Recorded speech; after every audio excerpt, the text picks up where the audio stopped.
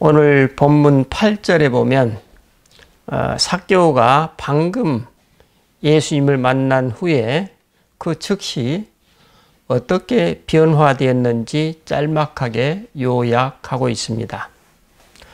그 내용이 이렇습니다.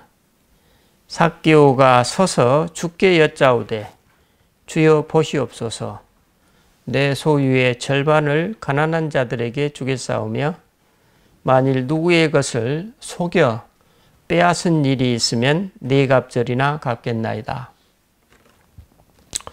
어떻습니까? 그냥 보통의 변화가 아니라 이런 말이 있죠. 개과천선했다고 볼 수 있을 정도의 변화입니다. 예수님을 만나기 방금 전까지 그는 로마를 위해서 백성들로부터 세금을 걷는 일개의 세리를 넘어서서 그런 세리들을 관리하고 통솔하는 세리장이었습니다.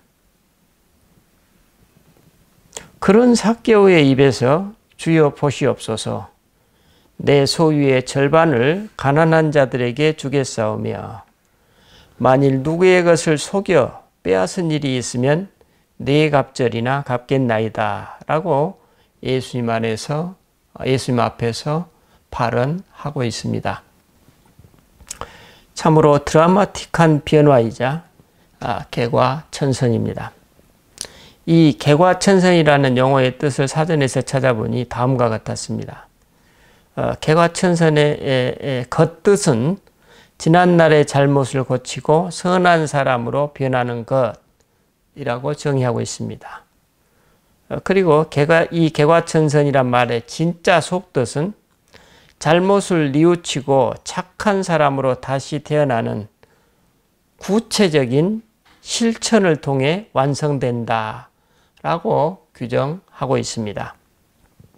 즉, 단순히 마음을 바꾸는 데 그치지 않고 과거의 잘못을 바로잡고 새로운 삶을 살아가는 적극적인 행위를 강조하는 표현입니다. 그렇다면 우리는 여기서 질문하게 됩니다. 삭개오가 그 짧은 순간에 이처럼 개과천선을 할 수 있었던 근원은 무엇이었을까? 그는 왜 어떻게 이 같은 개과천선에 이를 수 있었을까? 라는 질문입니다. 삭개오가 아무리 예수님을 존경하고 사랑한다고 한들 평생에 걸쳐 모아온 재산의 절반을 가난한 사람들에게 나눠주겠다고 선언한 것은 쉽게 나올 수 있는 말은 아니었을 것입니다.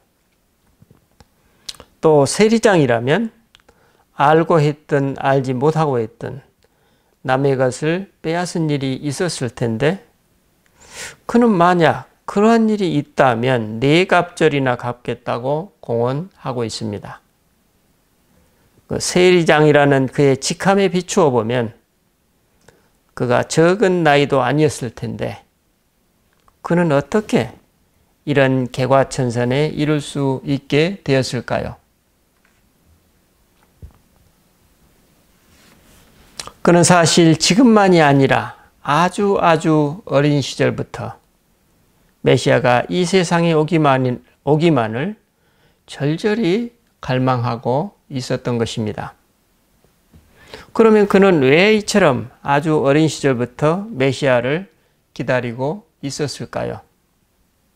그렇습니다. 그는 아주 어렸을 때부터 이 땅의 공평과 정의에 목말라 하고 있었던 것입니다. 여러분, 삭개오가 어린 아이였을 때부터 경험했을 세상을 한번 생각해 보십시다. 가깝게는 그와 같은 연령대의 친구들이 그를 어떻게 대했을까요? 그는 아마도 난장이라는 별명을 들으면서 또래 친구들의 놀림감이 되었을 것입니다. 키가 작으니 그들에게 대항하기도 어려웠을 것입니다. 그래서 그는 오늘날로 치자면 자신의 힘을 기르고 출세하기 위해서 분투했을 것입니다. 난장이로서 힘을 기르고 출세하려는 그가 마주했을 그 세상은 또 어떠했을까요? 그렇습니다. 배제와 차별, 멸시와 무시였을 것입니다. 하지만 그는 여기서 물러설 수 없었고, 그래서 그는 순전히 자기 자신의 입장에서 이 세상의 불공평과 부조리를 극복하고자 더욱더 노력하고 애썼을 것입니다.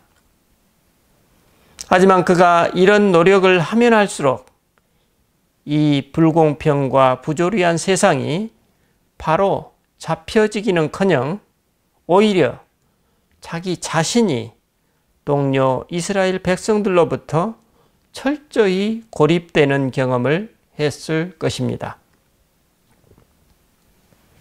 그러므로 우리가 이러한 삭개오의 개인적 경험에서 유추해 볼 수 있는 것은 무엇일까요?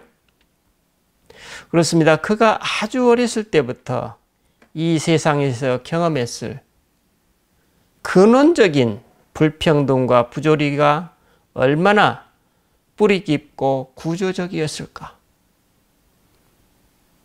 그런 경험을 하고 있는 그가 얼마나 정의로운 하나님 나라를 가슴속 깊이 갈망해 왔을까? 그는 또 얼마나 이런 차별적이고 부조리한 세상을 바로잡아줄 메시아를 학수고대하고 있었을까? 우리가 생각하지 않을 수 없습니다. 제가 생각하기에 삭개오는 아주 어릴 때부터 이스라엘 사람 그 누구보다도 간절히 하나님 나라와 그 나라를 이 땅에 가져올 그 메시아를 기다리고 있었을 것입니다. 하지만 현실은 그의 열망과는 다르게 어느 날 보니 자기 자신이 오히려 불공평과 부조리의 상징이 되어버렸던 것입니다. 참으로 아이러니한 상황입니다. 삭개오의 이러한 속마음을 과연 누가 짐작이나 하고 있었을까요? 아마 아무도 생각이 거기에까지는 미치지 못했을 것입니다. 그런데 오늘 본문을 전하고 있는 누가는 삭개오의 이런 속마음을 느낄 수 있는 순간순간의 장면을 절묘하게 묘사하고 있습니다. 3절로 4절입니다. 그가 예수께서 어떠한 사람인가 하여 보고자 하되 키가 작고 사람이 많아 할 수 없어 앞으로 달려가서 보기 위하여 돌 무화과 나무에 올라가니 이는 예수께서 그리로 지나가시게 되밀어라. 어떻습니까? 예수께서 어떠한 사람인가 하여 보고자 하되 키가 작고 사람이 많아 할 수 없어 앞으로 달려가서 보기 위하여 돌 무화과 나무에 올라갔다.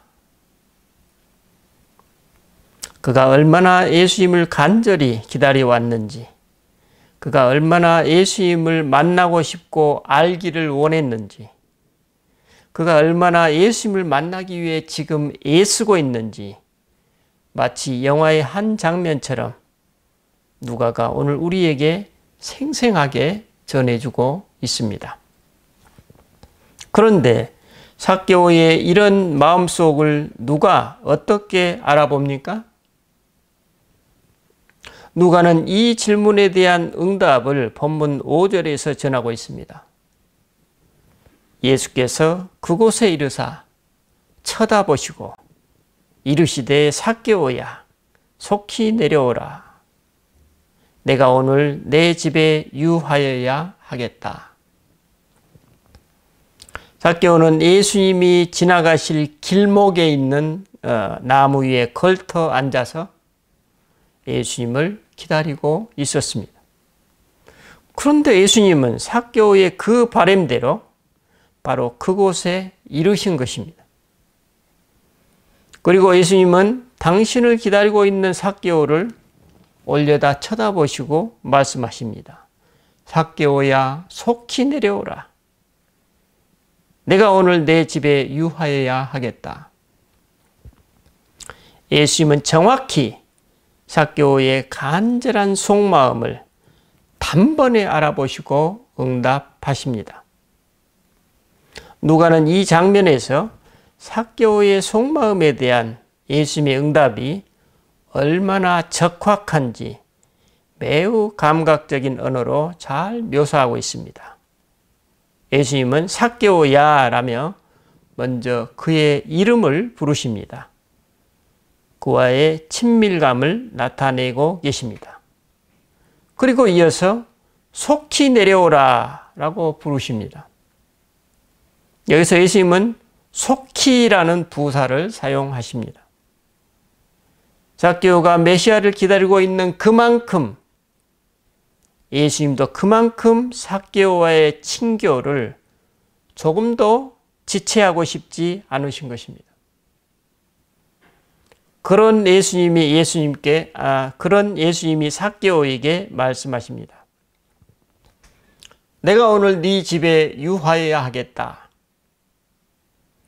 자신이 그토록 만나고 싶었던 그분이 자신의 이름을 불러주시고 속히 내려오라며 자신을 아무런 격의 없이 너무나도 자연스럽고 친밀하게 대해주시는 그 예수님이 이제 자신의 집에 가고 싶다고 말씀하십니다. 상황이 이쯤 되면 삭개오의 마음이 어떠했을까요? 그렇습니다. 본문 6절입니다. 급히 내려와 즐거워하며 영접하거늘. 속히 내려오라는 예수님의 마음에 호응하듯이 삭개오의 몸과 마음이 즉시 예수님의 환대에 응답하고 있습니다. 그는 급히 내려와 즐거워하면서 예수님을 맞이합니다. 참으로 생동감 있는 묘사입니다. 이 짧은 순간의 만남에서 삭개오는 무엇을 경험했을까요? 그는 순간 자기도 모르게 자신의 존재 변화를 경험했던 것입니다. 아마도 그는 순간 속의 영혼을 경험했을 것입니다. 다시 말하면 그는 그 순간, 그 시간의 질적 가치에 압도되었을 것입니다. 그는 생전 처음으로 그런 만남을, 그런 전적인 환대와 포용과 사랑을 경험했던 것입니다. 그래서 그는 메시아를 알아보게 된 것입니다. 그래서 그는 지금까지 경험해온 이 세상의 삶을 훌쩍 넘어설 수 있게 됩니다. 그는 이제 영원한 하나님 나라의 말을 건네게 됩니다. 어떤 말입니까? 주여 보시옵소서, 내 소유의 절반을 가난한 자들에게 주겠사오며 만일 누구의 것을 속여 빼앗은 일이 있으면 네 갑절이나 갚겠나이다. 지금 삭개오 안에서 역사하고 있는 하나님 나라가 드러나고 있습니다. 참으로 아름다운 장면입니다.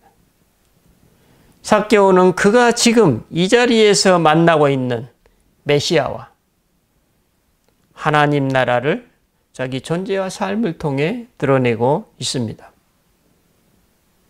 그는 메시아와의 만남 그 즉시 그 만남의 깊이와 생동감만큼 하나님 나라를 지금 그 자리에서 누리고 있습니다. 한 인간이 메시아를 만나 개과천선하는 장면입니다. 개과천선에 속듯 잘못을 뉘우치고 착한 사람으로 다시 태어나는 구체적인 실천을 통해 완성되고 있습니다. 그런데 오늘 본문을 전하고 있는 누가는 이 개과천선의 장면을 다른 눈으로 보고 있는 사람들의 모습도 놓치지 않고 있습니다. 7절입니다. 뭇사람들이 보고 수군거려 이르되 저가 죄인의 집에 유하러 들어갔도다 하더라. 그들은 이 아름다운 장면을 있는 그대로 보지 못하고 정죄의 눈, 질시의 눈, 멸시의 눈으로 쏘아보고 있었던 것입니다. 그들의 이 눈은 그들로 하여금 메시아를 알아보지도 못하게 하고 그들로 하여금 지금 이 자리에 임한 하나님 나라를 받아들이지도 못하게 하고 있습니다. 누가는 이 장면을 통해 그들은 눈뜬 맹인이었다고 오늘 우리에게 전하고 있는 것입니다. 그래서 그들은 자신들에게 이미 임한 하나님 나라를 받아들이지도 누리지도 못합니다. 율법에 경직된 그들은 하나님을 전혀 모르는 하나님의 백성이었다고 누가가 전하고 있습니다. 그래서 예수님은 그들이 보란 듯이 선포하십니다. 오늘 구원이 이 집에 이르렀으니 이 사람도 아브라함의 자손이미로다. 인자가 온 것은 잃어버린 자를 찾아 구원하려 함이니라. 영원한 하나님 나라가 오늘 지금 이 자리에 임했음을 선포하십니다. 세리이자 죄인이었던 삭개오의 구원입니다. 예수님은 오늘 이 삭개오와의 만남을 통해 당신이 이 땅에 오신 이유와 목적을 확인해 주십니다. 인자가 온 것은 잃어버린 자를 찾아 구원하려 함이니라. 예수님은 삭개오의 개과천선한 모습을 통해 구원받은 자의 양상이 어떻게 드러나는지 일깨워주고 계십니다. 오늘 이 본문을 전하고 있는 누가는 삭개오와 대비되는 한 인간으로서 본문 직전 누가복음 18장에서 한 부자 관리를 소개하고 있습니다. 그 관리는 나무 위에서 예수님을 소극적으로 기다리고 있던 삭개오와는 달리 당당하게 예수님 앞에 직접 찾아옵니다. 그리고 묻습니다. 선한 선생님, 제가 무엇을 하여야 영생을 얻겠습니까? 그러자 예수님은 그 관리에게 계명을 잘 지키라고 말씀하십니다. 이에 그는 자신이 그 계명을 어렸을 때부터 잘 지켰노라고 답변합니다.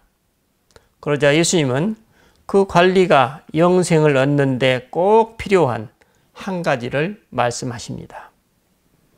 내게 있는 것을 다 팔아 가난한 자들에게 나눠주라.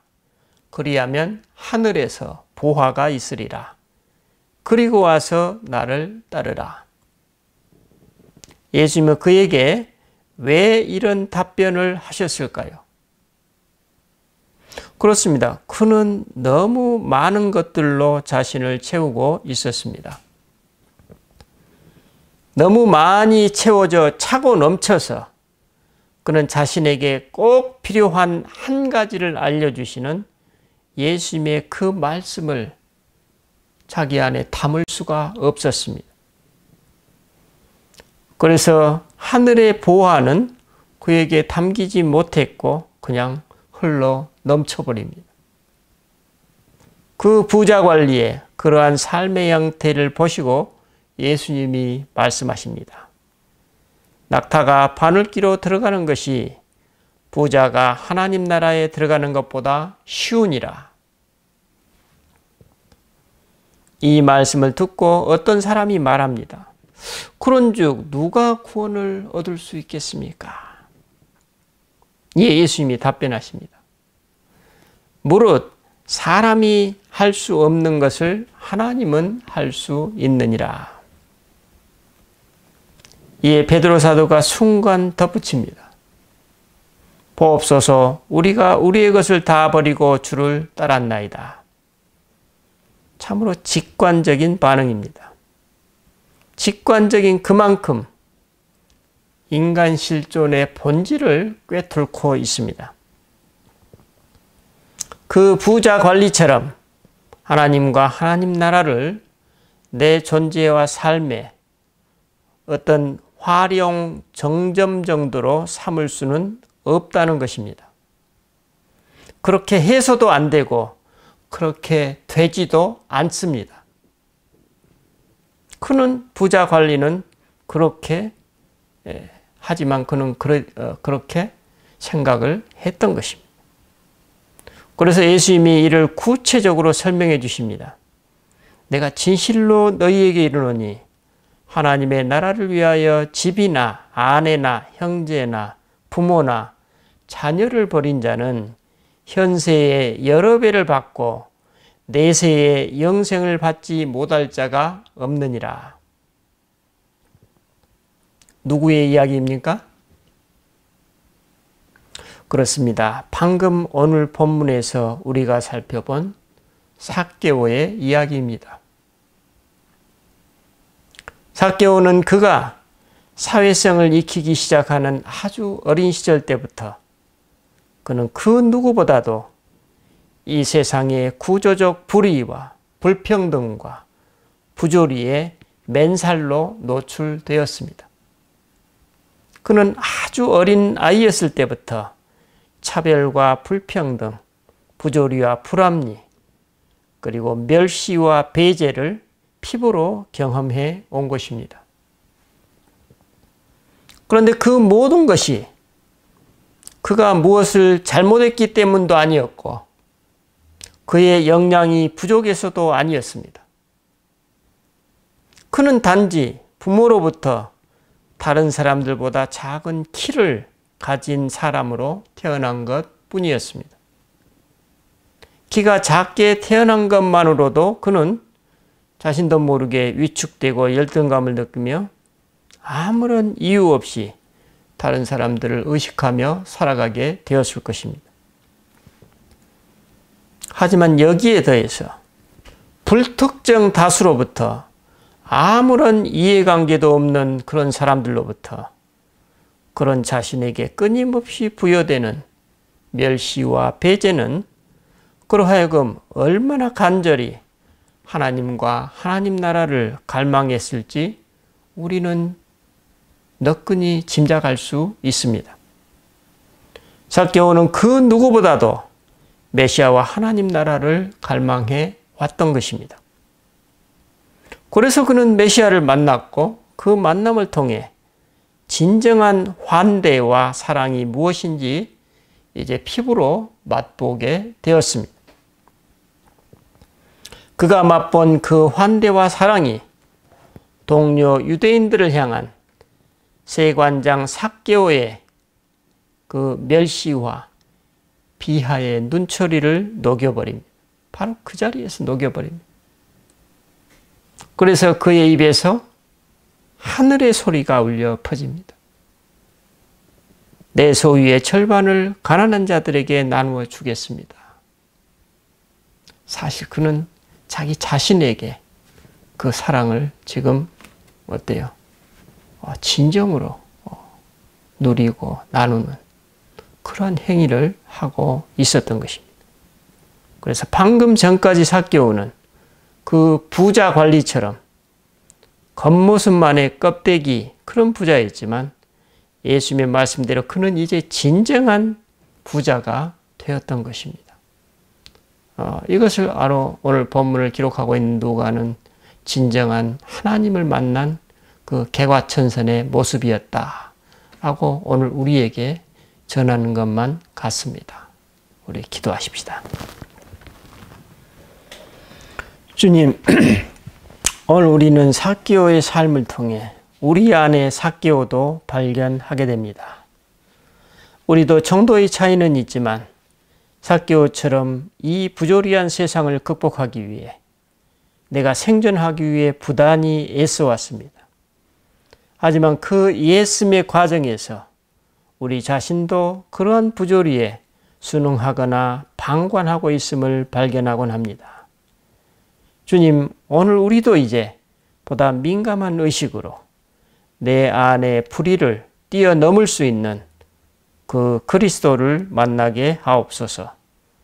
그래서 우리와 우리의 삶 속에서도 하늘의 소리와 하늘의 모습이 드러나게 하옵소서. 우리 주 예수 그리스도 이름으로 기도드립니다. 아멘.